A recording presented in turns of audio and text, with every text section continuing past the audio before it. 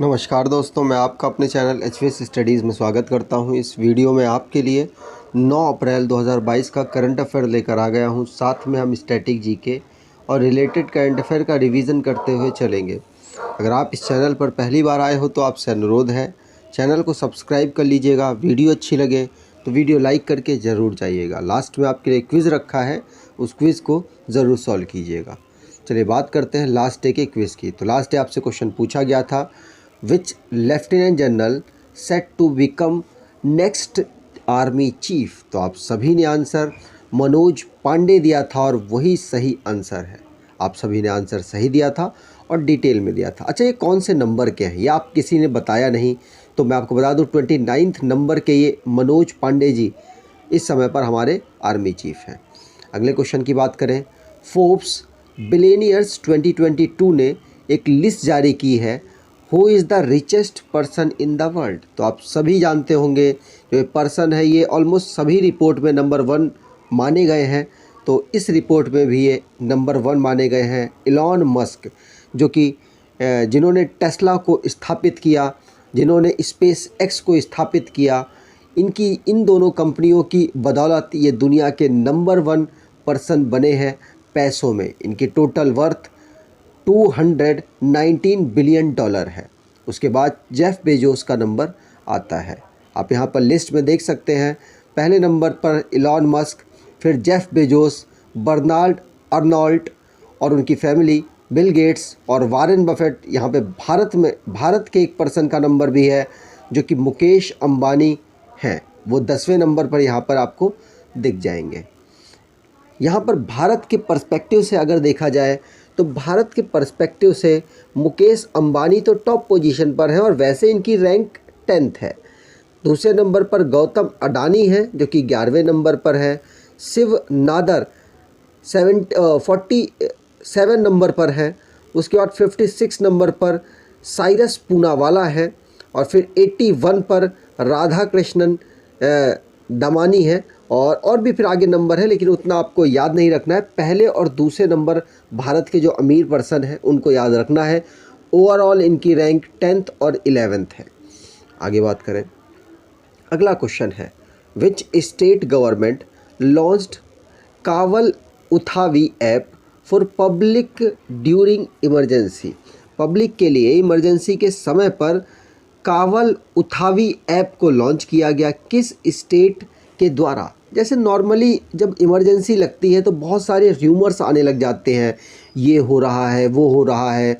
उन सब से सरकार ने एक अपने हिसाब से एक ऐप लॉन्च कर दी है, जिसे अगर वहाँ के स्टेट के लोग इसको अपने मोबाइल में इंस्टॉल कर लेंगे तो सारी सरकार की जो इमरजेंसी के समय पर सुविधाएं हैं, जो भी उनको दिक्कतें पब्लिक को होगी, वो सब पहले इसमें बता दिया जाएगा। तो तमिलनाडु के द्वारा इस ऐप को लॉन्च किया गया। तमिलनाडु के जो चीफ मिनिस्टर हैं उनके द्वारा इसको लॉन्च किया गया। स्टालिन जी उनका नाम है। तमिलनाडु के चीफ मिनिस्टर MK स्टालिन जी ने कवाल उठावी ऐप को लॉन्च किया है, जिससे कि वो सिटीजन्स की मदद कर पाएंगे और इसमें पुलिस जो वहाँ की होगी वो बता पाएगी कि भाई यहाँ पर प्रॉब्लम हो रही है, यहाँ पर नहीं जाना है। बहुत सारे लोगों को पता नहीं होता ना कि इमरजेंसी के समय पर कहाँ पर जाना प्रतिबंधित है, कहाँ पर जाना प्रतिबंधित नहीं है। तो इससे पता चल पाएगा और पुलिस के कंट्रोल में ये रहेगी, तो आसानी से इन्फॉर्मेशन भी बिल्कुल सही मिलेगी। आगे बात करें तो स्टेट से रिलेटेड जो क्वेश्चंस बने हैं उनको रिवाइज कर लेते हैं। पहला क्वेश्चन पढ़ लिया। दूसरा, गंगौर फेस्टिवल जो कि राजस्थान में रिसेंटली में सेलिब्रेट किया गया, और भी दूसरे स्टेट्स में ये सेलिब्रेट किया जाता है, लेकिन अभी रिसेंटली राजस्थान में हुआ, तो आपको याद रखना है। YS जगनमोहन रेड्डी जो कि 13 डिस्ट्रिक्ट को अपने यहाँ पर लॉन्च कर चुके हैं, मतलब आंध्र प्रदेश में लॉन्च कर चुके हैं। 26 अब यहाँ पर डिस्ट्रिक्ट्स हो चुके हैं। हरियाणा की गवर्नमेंट ने मुख्यमंत्री बागवानी बीमा योजना को लॉन्च किया। महाराष्ट्र ने पर्सनल लोन प्रोवाइड कराया है प्रिजनर्स को, जो वहाँ के कैदी हैं उनको। गवर्नमेंट ऑफ कर्नाटका ने विनाया समस्या स्कीम को, इस इनिशिएटिव को लॉन्च किया, और वैसे तो लॉन्च कर दिया है, लेकिन 14 अप्रैल को जिस दिन BR अम्बेडकर जी का जन्मदिन पड़ता है उस दिन इसको प्रॉपरली लॉन्च किया जाएगा। प्रमोद सावंत जी चीफ मिनिस्टर बने हैं सेकंड टाइम गोवा के। योगी आदित्यनाथ उत्तर प्रदेश के चीफ मिनिस्टर बने हैं। केरल जो कि पहला स्टेट बन गया है कार्बन न्यूट्रल फार्मिंग मेथड को अपनाने वाला या इंट्रोड्यूस करने वाला। नागालैंड पहली पेपरलेस असेंबली अपने यहाँ पर इम्प्लीमेंट कर चुका है, उसने ई विधान एप्लीकेशन को लॉन्च कर दिया है। आगे बात करें, अगर आप स्टैटिक जीके की तैयारी कर रहे हैं और एसएससी सीजीएल एग्ज़ाम के लिए रिपीटेड जो प्रीवियस ईयर क्वेश्चंस हैं उनको ढूंढ रहे हैं तो आप इस ई बुक को परचेज़ कर सकते हैं। डिस्क्रिप्शन बॉक्स में लिंक है, वहाँ से आपको ये ई बुक प्रोवाइड करा दी जाएगी। अगले क्वेश्चन की बात करें, president Ramnath Kovind visits in Amsterdam, Netherlands की ये कैपिटल है Amsterdam, and names a new yellow tulip variety is. तो यहाँ पर आंसर हो जाएगा ये जो नया येलो ट्यूलिप वैरायटी जो फ्लावर है इसका नाम रखा गया है क्या, मैत्री।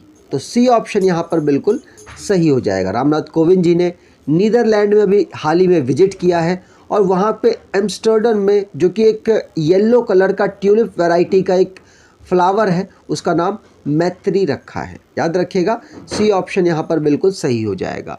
भारत से 34 ईयर के बाद जो प्रेसिडेंट साहब हैं, मतलब प्रेसिडेंट के पद में बैठने वाले पर्सन हैं, वो गए हैं और इसीलिए उनके उपलक्ष्य में येलो कलर के जो ट्यूलिप है सम्मान में उनको दिए गए और उनका नाम रखा गया मैत्री। याद रखिएगा। बात हुई है नीदरलैंड की, तो नीदरलैंड की कैपिटल एम्स्टर्डम है, प्राइम मिनिस्टर मार्क रूट है और करेंसी यूरो है। आगे बात करें, जो भी इंटरनेशनली करंट अफेयर बना है उसको रिवाइज कर लेते हैं। तो नेशनली तो पहला क्वेश्चन पढ़ लिया। दूसरा, हमारे एनवायरनमेंट मिनिस्टर है भूपेंद्र यादव जी, उन्होंने प्रकृति नाम की ग्रीन इनिशिएटिव को लॉन्च किया जिसके अंतर्गत लोगों को बताया जाएगा, सिखाया जाएगा कि किस तरीके से वो पॉल्यूशन को अपने यहाँ पर कम कर सकते हैं, अपना छोटा सा प्रयास कर सकते हैं। आरपीएफ ने इलीगल टिकटिंग जो करने वाले पर्सन्स हैं उनके खिलाफ एक्शन किया है। किस ऑपरेशन के अंतर्गत, तो ऑपरेशन उपलब्ध के अंतर्गत। मिनिस्टर ऑफ कल्चर ने, जो कि हमारी मिनिस्टर ऑफ स्टेट है इस समय पर, मीनाक्षी लेखी उनका नाम है, उन्होंने टेम्पल 300 वेबसाइट को लॉन्च किया जिसमें 4 धाम और जो 12 ज्योतिर्लिंग है उनके घर बैठे दर्शन हो पाएंगे। अनुराग ठाकुर जी जो कि स्पोर्ट्स मिनिस्टर है, उन्होंने लोगो, मस्कट और एंथम को खेलो इंडिया यूनिवर्सिटी गेम के लिए लॉन्च किया है जिसको कर्नाटका में ऑर्गेनाइज कराया जाएगा।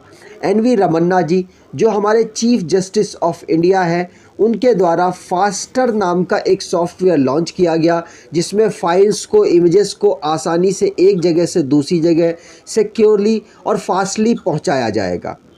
म्यूज़ियम प्राइम मिनिस्टर साहब का बन रहा है, मतलब पहले जवाहरलाल नेहरू जी का जहाँ पर म्यूज़ियम था वहीं पर सारे प्राइम मिनिस्टर जी का कलेक्शन किया जाएगा और वहाँ पर इनॉग्रेट किया जाएगा हमारे प्रधानमंत्री जी के द्वारा। गुजरात में भारत की पहली स्टील रोड डेवलप हुई। ईशान मंथन फेस्टिवल को नई दिल्ली में ऑर्गेनाइज कराया गया। आगे बात करें, अगला क्वेश्चन है a new book titled decoding India babudom authored by. तो decoding Indian babudom authored by किसके द्वारा इस बुक को लिखा गया? तो आंसर यहाँ पर हो जाएगा अश्वनी श्रीवास्तव के द्वारा इस बुक को लिखा गया है। ए ऑप्शन यहाँ पर सही हो जाएगा। याद रखिएगा डिकोडिंग इंडियन बाबू डॉम, इस बुक को अश्वनी श्रीवास्तव के द्वारा लिखा गया और publish Vitasta publishing private limited के द्वारा किया गया है। वैसे पूछा नहीं जाएगा, ऑथर का नाम याद रखना है। जो भी रिसेंटली में बुकें रिलीज़ हुई उनको रिवाइज़ कर लेते हैं।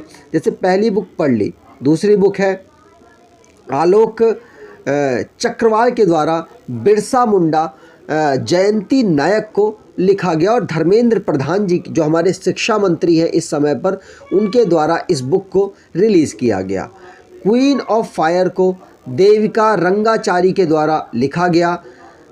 Crunch time, Narendra Modi national security crisis को श्रीराम चौलिया के द्वारा लिखा गया। नीति आयोग और फूड एग्रीकल्चर ऑर्गेनाइजेशन ने एक बुक इंडियन एग्रीकल्चर टुवर्ड 2030 को लॉन्च किया। स्फूर्ति प्रार्था श्री सौम्या को के श्याम प्रसाद के द्वारा लिखा गया। The little book of joy Dalai Lama और देशमंद टुट्टू के द्वारा इस बुक को लिखा गया। Anfield barrel India oil story को ऋचा मिश्रा ने लिखा है।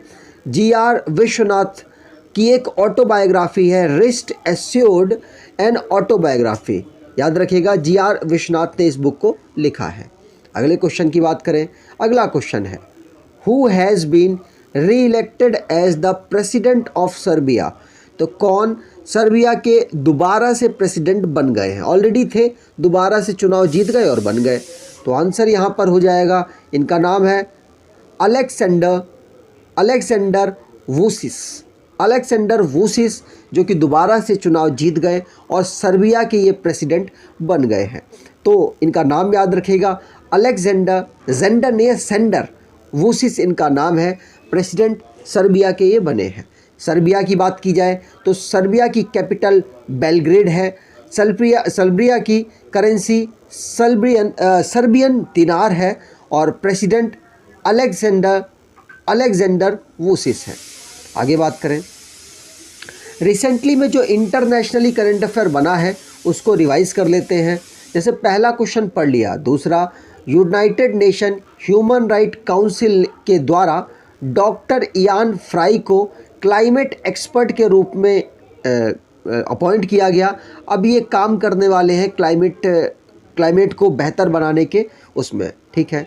विक्टर ऑर्बन जो कि चौथी बार प्राइम मिनिस्टर बने हैं हंगरी के, वर्ल्ड की बिगेस्ट इलेक्ट्रिक क्रूज शिप को चाइना में लॉन्च किया गया। फेडएक्स जो कि फेडएक्स के द्वारा राज सुब्रमण्यम को सीईओ के पद पर अपॉइंट किया गया।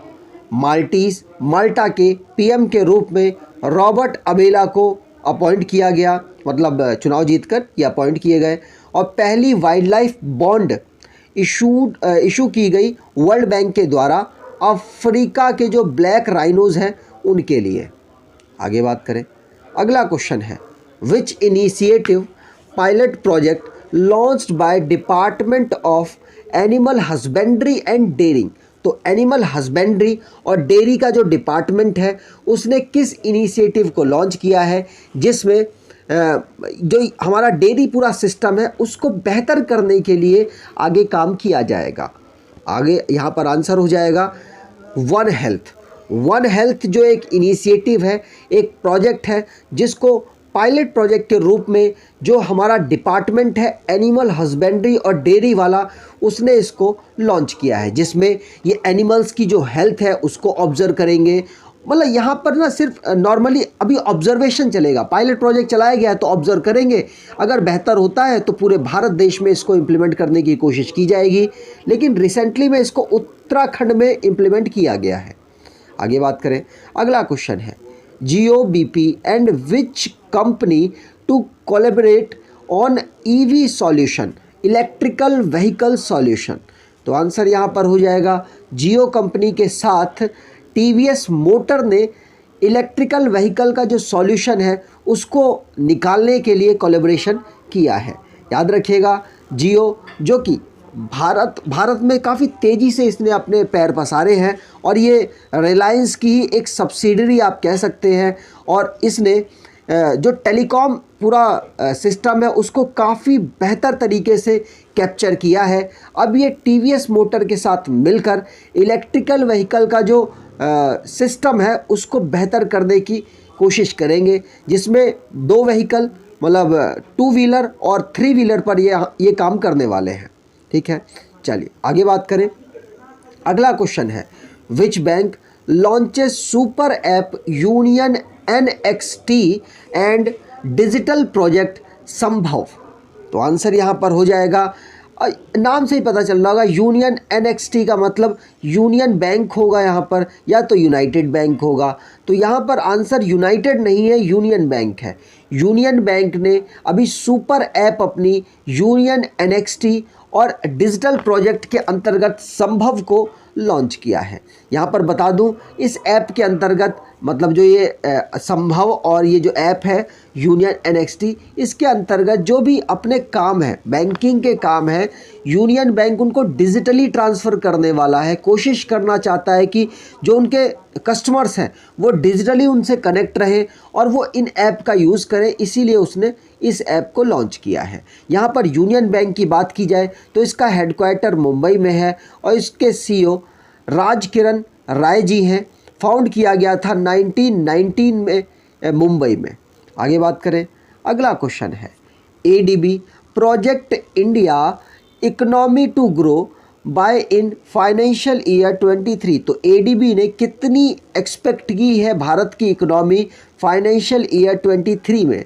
तो आंसर यहाँ पर हो जाएगा, पहले थोड़ी कम की थी, उसके बाद ज़्यादा कर दी, तो 7.5% ADB के अकॉर्डिंग भारत की जो ग्रोथ है वो फाइनेंशियल ईयर 23 में होने वाली है।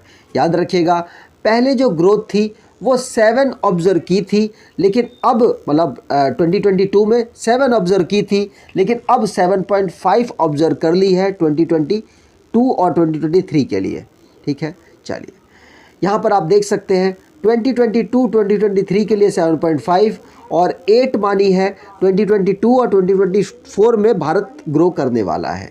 एशियन डेवलपमेंट बैंक की बात हुई है तो इसका हेडक्वार्टर फिलीपींस में है। इसके इस समय पर प्रेसिडेंट मसात्सुको असाकावा हैं जो कि जापान से बिलोंग करते हैं। ADB के मेंबर इस समय पर 68 है। इसको फाउंड किया गया था 1966 में। आज के क्विज की बात करें तो हुज नेम्ड फॉर सरस्वती सम्मान 2021। तो आपको बताना है सरस्वती सम्मान किसको अभी दिया गया है। आपको कमेंट बॉक्स में डिटेल में आंसर देना है। अगर आपको ये वीडियो अच्छी लगी है तो आपसे अनुरोध है वीडियो को लाइक कर दीजिएगा, चैनल को सब्सक्राइब कर लीजिएगा और एटलीस्ट अपने कुछ दोस्तों तक वीडियो को शेयर ज़रूर कीजिएगा। धन्यवाद।